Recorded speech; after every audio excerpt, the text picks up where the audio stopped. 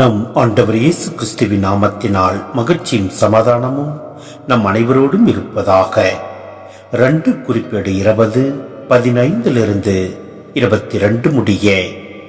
யாகசியல் மக்களை நோக்கி, யூதா எருசலேம் வாழ் மக்களே, அரசே யோசபாத், கவனமாய் கேளுங்கள். ஆண்டவர் உங்களுக்கு கூறுவது இதுவே: இப்பெரும் படையினரை கண்டு நீங்கள் அஞ்சவும் வேண்டாம், நிலை குலையவும் வேண்டாம். இப்போர் உங்களுடையது அல்ல, கடவுளுடையது. நீங்கள் அவர்களுக்கு எதிராக நாளை படையெடுத்து செல்லுங்கள். அவர்கள் சீஸ் மலைச்சரிவின் வழியாக வருவார்கள். நீங்கள் போய் எருசலேம் பாலை நிலத்திற்கு எதிரே உள்ள பள்ளத்தாக்கின் எல்லையில் அவர்களை சந்திப்பீர்கள். அங்கே நீங்கள் போரிட வேண்டியதில்லை, அணிவகுத்து நின்றாலே போதும். யூதாவே, எருசலேமே, உங்கள் சார்பாக ஆண்டவர் கொள்ளும் வெற்றியை காண்பீர்கள். எனவே அஞ்சாமலும் நிலை குலையாமலும் இருங்கள். நாளை அவர்களை நோக்கி செல்லுங்கள், ஆண்டவர் உங்களோடு இருப்பார் என்றார். இதை கேட்டவுடன் யோசபாத்தும் அவருடன் யூதா எருசலேம் வாழ் மக்கள் யாவரும் முகம் குப்புற தரையில் விழுந்து ஆண்டவரை வணங்கினர்.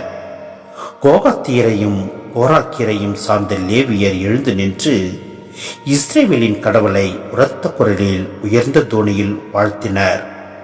அவர்கள் அதிகாலையில் எழுந்து தெக்கோவா பாலை நிலம் நோக்கி புறப்படுகையில் யோசபாத் அவர்களிடம், யூதா எருசலேம் வாழ் மக்களே, எனக்கு செவி கொடுங்கள். உங்கள் கடவுளாகிய ஆண்டவரை நம்புங்கள். உங்களுக்கு தீங்கு ஏதும் நேராது. அவர் தம் இறைவாக்கினர்களை நம்புங்கள், நீங்கள் வெற்றி பெறுவீர்கள் என்றார். அவர் மக்களோடு கருத்து பரிமாற்றம் செய்த பின் ஆண்டவரை புகழ்ந்து பாட பாடகர்களை நியமித்தார். அவர்கள் விழா சீருடை அணிந்து படைகளுக்கு முன்னே பாட வேண்டியது: ஆண்டவரை போற்றுங்கள், ஏனெனில் அவர் தம் பேரன்பு என்றும் உள்ளது.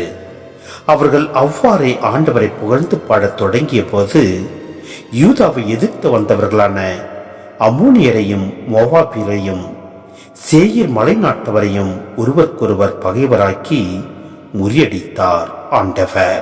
சிந்தனை: துன்ப நேரத்தில் கடவுளை நோக்கி கூவி அழைப்பதும், மக்களின் வேண்டுதலுக்கு இறங்கி கடவுள் தம் மக்களை காப்பதும் இஸ்ரேல் மக்களின் வாழ்க்கை அனுபவமாக இருந்தது. புதிய இஸ்ரேலாகிய நாம் நம் துன்ப வேளையில் இறைவன் மேல் நம்பிக்கை வைக்கின்றோமா? சிந்திப்போம்.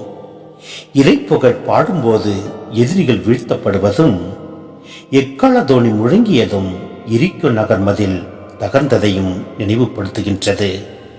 இந்நிகழ்ச்சிகளில் இஸ்ரேல் மக்கள் கடவுளின் மாபெரும் செயல்களை தங்கள் கண்களால் காணும் பேறு பெற்றதை காண்கின்றோம். நம்புவருடைய வாழ்வில் இத்தகைய அனுபவங்கள் நிகழ்வது இயல்பே. எனவே நம் ஆண்டவரில் முழு நம்பிக்கை வைத்து செயல்படுவோம். அப்பொழுது எல்லாம் அல்ல இறைவன் நம்மை எல்லா சூழ்நிலையிலும் காத்து வழிநடத்திடுவார். ஆமேன்.